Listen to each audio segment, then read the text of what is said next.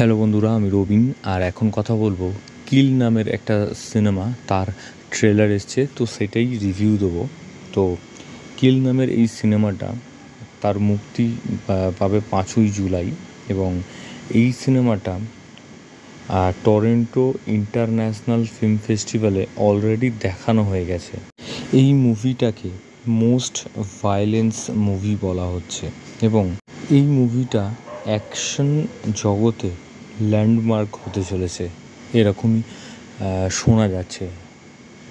তো অ্যানিম্যাল আমরা দেখেছি যতটা ভায়োলেন্স, এখানে তার থেকে বেশি ভায়োলেন্স তো আমরা ট্রেলারটা দেখলেই বুঝতে পারবে।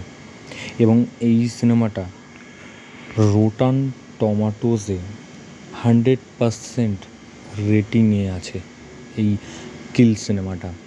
তো এবার এর গল্পের কথায় আসি।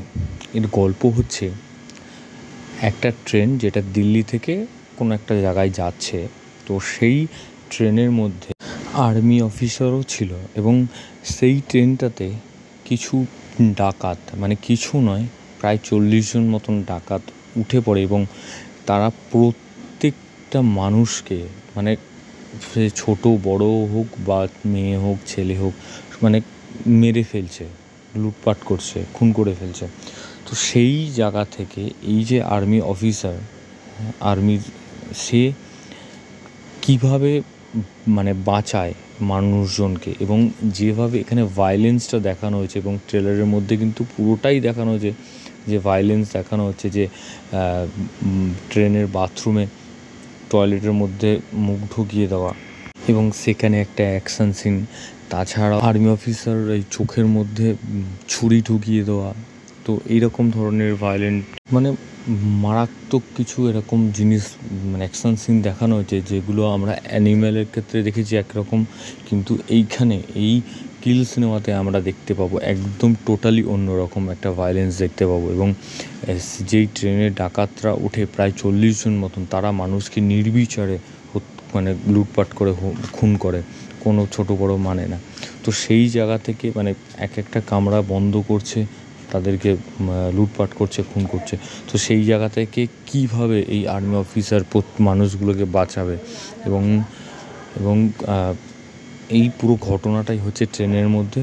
তো এই দারুণ একটা মানে গা শিউরে ওঠার মতন একটা সিনেমা এবং ট্রেলার হয়েছে। তো এবং এই হিরোকে সবাই হয়তো আমরা চিনি না, একজন নতুন হিরো। তো এটা যদি কোনো বড় স্টার হতো, হয়তো এতক্ষণ শোরগোল আরও হয়ে যেত, কিন্তু যেহেতু বড় কোনো স্টার নয়, তো সেই জন্য সেরকম কোনো একটা চর্চার মধ্যে নেই।